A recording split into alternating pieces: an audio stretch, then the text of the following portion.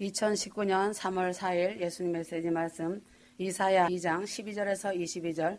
너희는 사람에게 의존함을 그치라.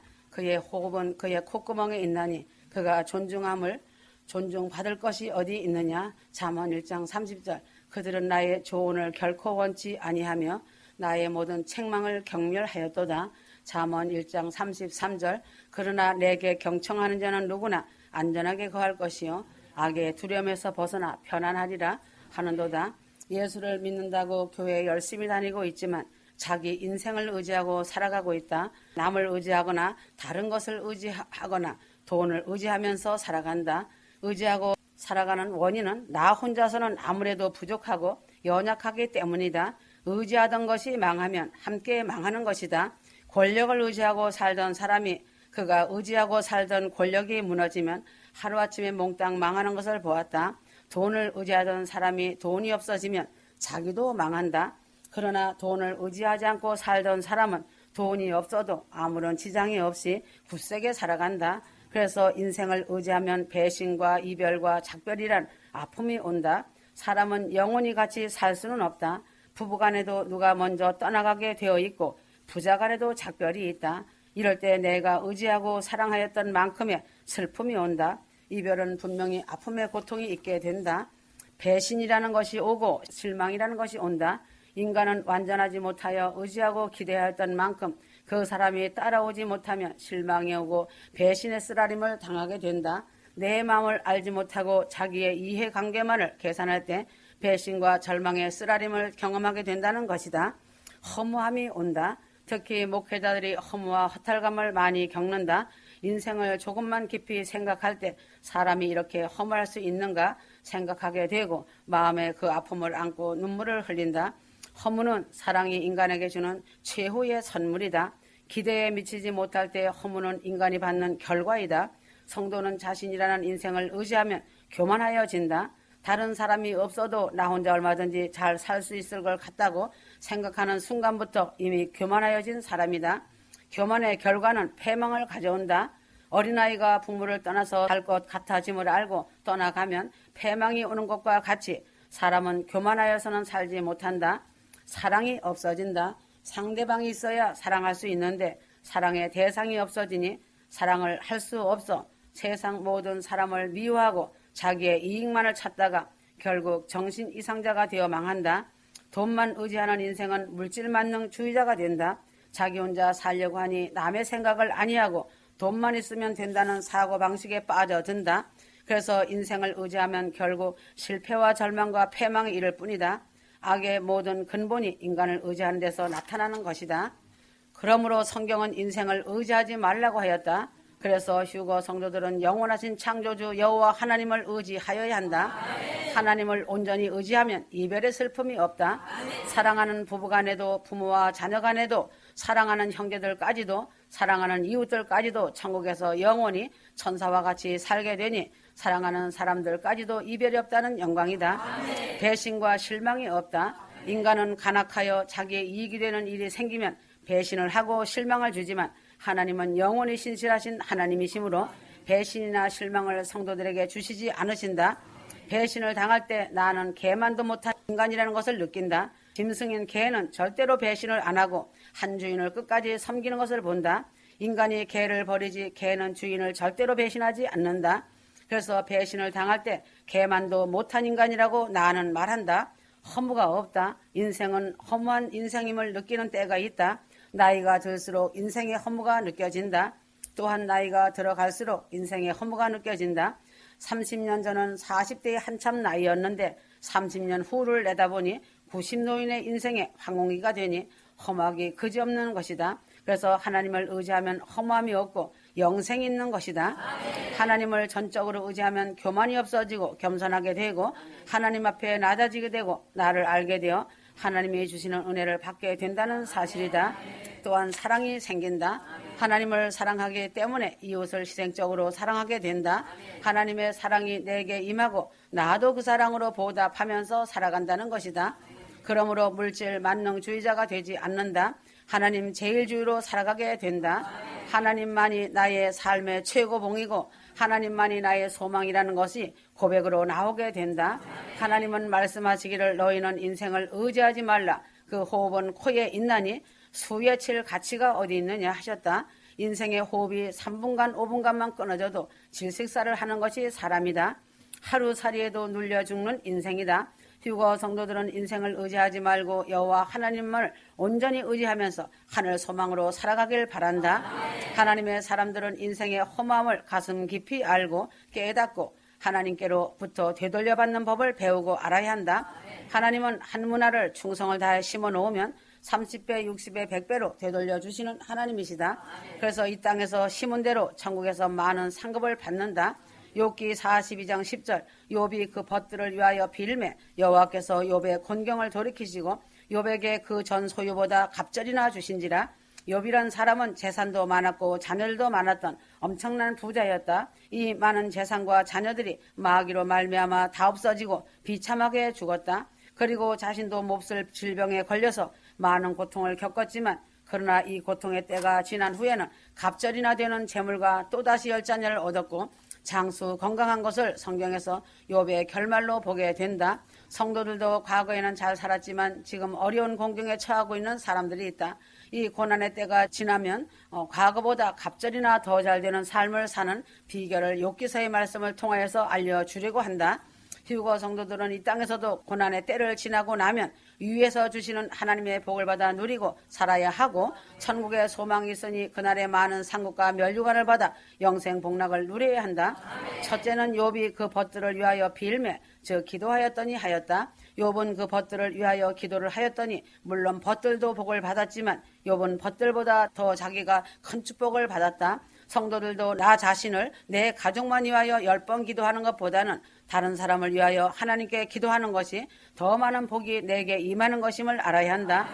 성경에 다른 사람을 위하여 한 기도는 그 사람이 받을 만한 자격이 안 될 때에는 기도가 사라져 없어지는 것이 아니라 그 기도가 나에게 되돌아와서 내게 평강의 축복이 임하게 된다. 마태복음 10장 12절에서 13절 욥이 벗을 위하여 기도를 하니 그 기도 때문에 욥이 공경에 돌이키시고 그전 소유보다 갑절이나 다 받는 복을 받았다. 내 사업이 잘되게 하여 달라고 기도를 하지만 그보다 더 위력이 있는 기도는 다른 사람이 잘되게 하여 달라고 기도하는 것이다. 내 육신이 건강하게 하여 달라고 기도하는 것보다 다른 사람들의 건강을 위하여 기도하여 주는 것이 더 많이 내게 돌아온다는 사실을 확실히 기억하길 바란다.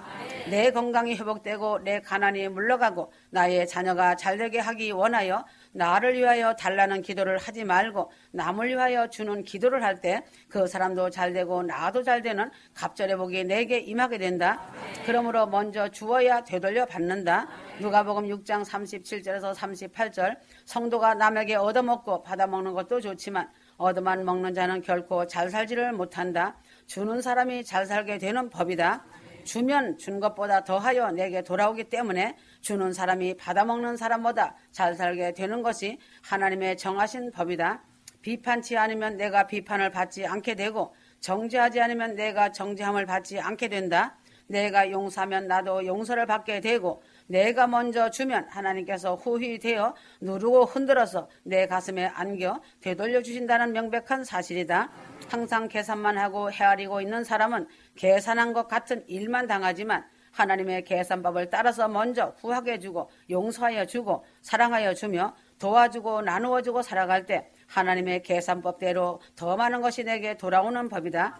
그러므로 사람의 계산법은 헤아리는 계산법이고 하나님의 계산법은 헤아리지 않고 주는 계산법이다. 이것을 알아야 한다.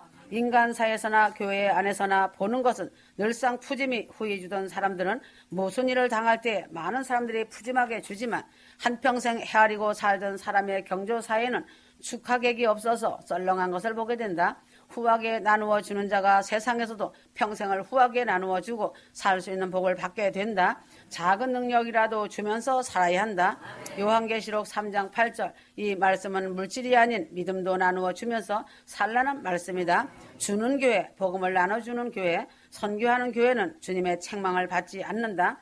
그러나 자기만 알고 자기 교회 치장만을 하고 구제할 줄 모르고 복음 전할 줄도 모르고 선교할 줄 모르는 교회는 주님의 책망을 받게 된다.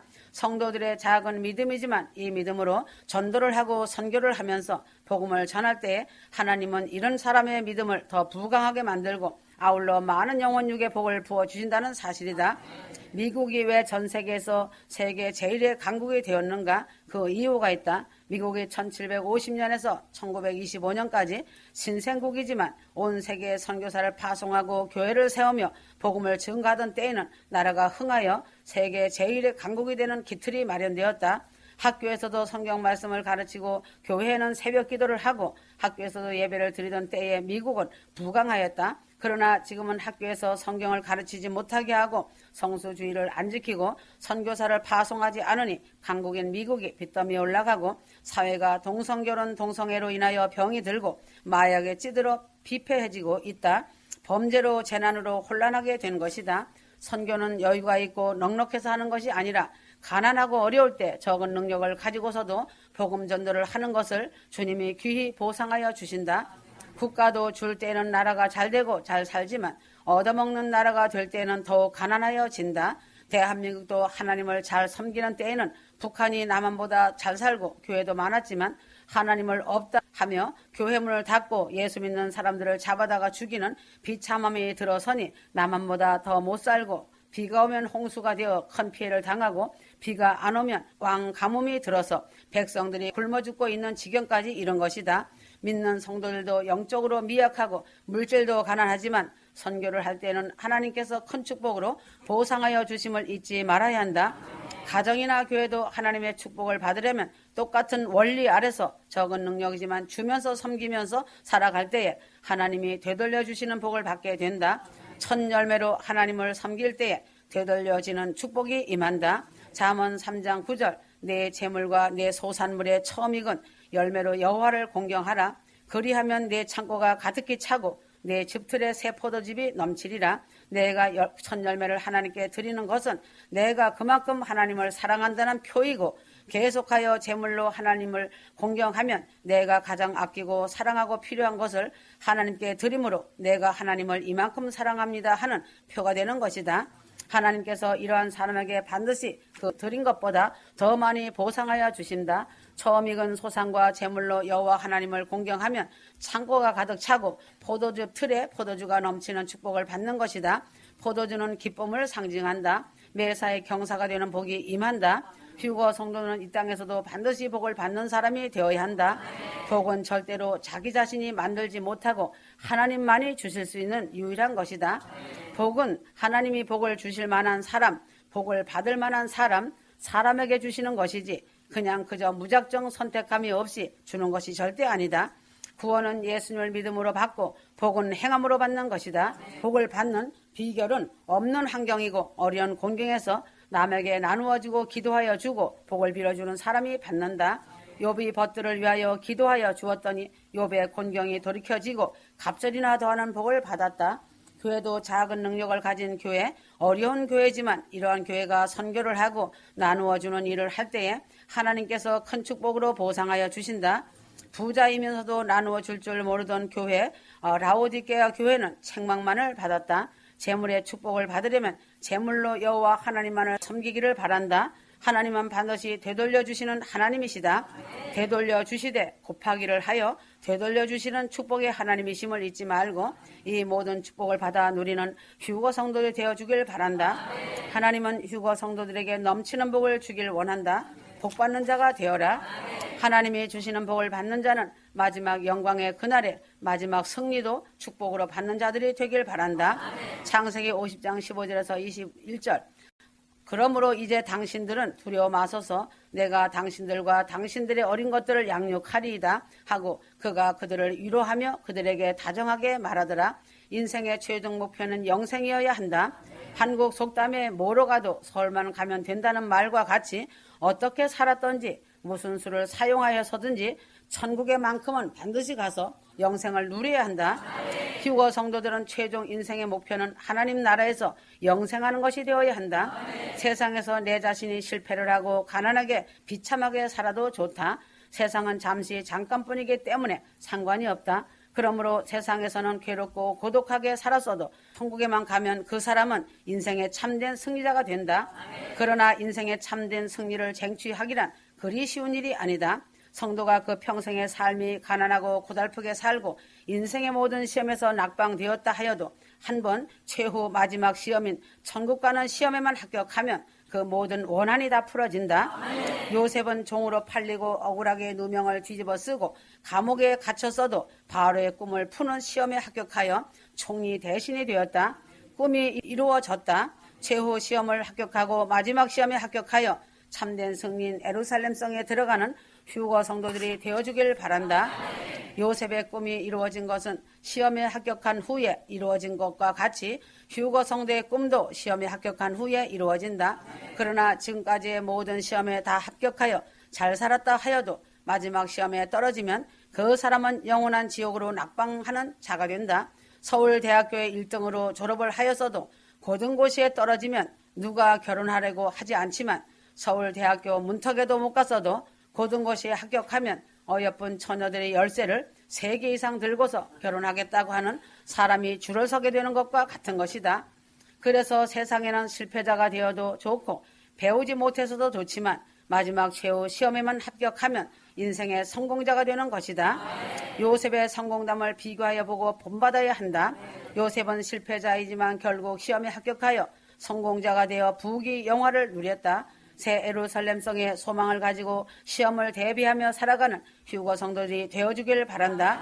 그 소망의 꿈이 이루어지면 그 영광은 어떤 언어로도 표현이 안 된다. 창세기 37장 5절에서 11절 요셉은 꿈을 2번씩이나 꾸고 그 꿈이 이루어질 줄 알고 참고 기다리며 형들에게도 말하고 아버지에게도 말하면서 살았다. 그리고 그 꿈 때문에 고난을 당하여도 참고 살다가 결국은 꿈이 이루어지는 영광의 날이 온 것이다. 휴거 성도들은 천국 시온 예루살렘성에 큰 소망의 꿈을 품고 그 꿈을 이루게 하여 인내로 참으며 그 꿈이 이루어지는 영광의 날을 맞이해야 한다. 요셉은 꿈을 가진 후 그 꿈이 15년 후에 이루어지게 되었다. 휴거 성도들의 꿈은 눈앞에 보여지고 있는 것을 현저히 보고 느끼고 있지 않은가? 절망 속에서도 영광스러운 복음을 가지고 열매를 맺으며 최후 시험을 합격하여 승리자들이 되어야 한다. 재림 복음은 절망 속에서 신앙을 지키며 꿈을 안고 삶을 살아가는 것이다. 주어진 일이나 어떤 환경이 있다 하여도 최선을 다하여야 한다. 요셉은 채색 옷을 입고 아버지의 사랑만 받던 사람이 하루새에 매를 맞고 부림을 받는 종살이로 대가도 없이 매를 맞으며 일만 죽도록 하는 비참한 종살이 신세가 된 것이다. 그러나 요셉은 종의 일을 성실히 잘함으로 하나님은 하나님의 종으로서의 형통한 길을 열어주셨다. 억울하고 원통하여도 지금 내가 당한 일을 성실하게 잘 지켜 행하며 믿음으로 성실하게 진실하게 살아갈 때 하나님은 그 환경 속에서 최선으로 순적하게 형통하게 은혜를 입혀 주시고 긍휼히 여기시어 인도하여 주신다. 이러한 성도는 사랑과 하나님께로부터 인정을 받아서 선한 일로 결과가 나타나고 열매가 맺힌다. 그러므로 시험을 통하지 않는 성공과 승리는 없다. 세상에서도 조그마한 학문을 배울 때에도 수없이 많은 시험을 치르고 그 시험의 성적이 좋은 사람이 성공하게 되는 것과 같이 신앙에도 치러야 할 시험이 무수히 많이 있다. 마귀가 주는 시험, 하나님이 주시는 시험이 있다. 요셉은 20대에 바로의 아내로부터 유혹이 있었지만 그 시험을 하나님의 말씀대로 정답을 써서 시험을 이겼다. 이 시험에 합격한 후에 더 큰 시험이 오는 것은 더 큰 일을 할 수 있는 사람으로 만드는 과정으로 반드시 따라오는 것이다. 시험은 점점 더 어렵고 힘들게 나타나다가 모든 시험을 이긴 후에야 큰 성공자로 나타나게 된다. 시험이 커지고 어려워질수록 내가 더 큰 일을 할 인물이 된다는 것을 알고 이러한 시험에 합격하는 휴거 성도가 되어야 한다. 고난은 성공의 앞잡이다. 옥에 억울하게 갇혔으나 거기서 불평을 안 하고 하나님께 기도하고 하나님을 의지하면서 살아갈 때에 하나님은 옥에서 조금 자유스러움을 느끼게 하셨다. 억울하고 고통당할 때에도 하나님을 의지하면 하나님은 그만한 범위 안에서 형통을 주신다. 억울한 중에서도 하나님만을 의지하는 시험을 치르는 것이다. 이러할 때 때가 되면 하나님께서 역사하시어 시험 합격의 영광을 누리게 하신다. 바로에게 꿈을 꾸게 하고 그 꿈을 풀게 하고 요셉의 꿈을 이루어 주신 것이 하나님이시다. 휴거 성도들도 하나님이 인정하실 때까지 시험을 합격하면 하나님께서 최후의 시험을 통하여 영광스럽게 하여 주심을 믿고 마음을 다하길 바란다. 요셉은 실패에 실패를 거듭하다가 결국 마지막 시험에 합격하여 총리 대신이 되고 자기 가족 70인가 애굽의 수많은 백성과 인근 모든 나라 사람들을 흉년에서 구하여 살려내는 인물이 되었다. 세상 말도 고생 끝에 낙이 온다고 하였다. 교회도 성도들도 사업도 직장도 꿈이 즉시 이루어지는 것이 아니다. 참고 인내하며 때를 기다릴 때 꿈과 소망하던 일이 이루어지는 날이 이르게 된다.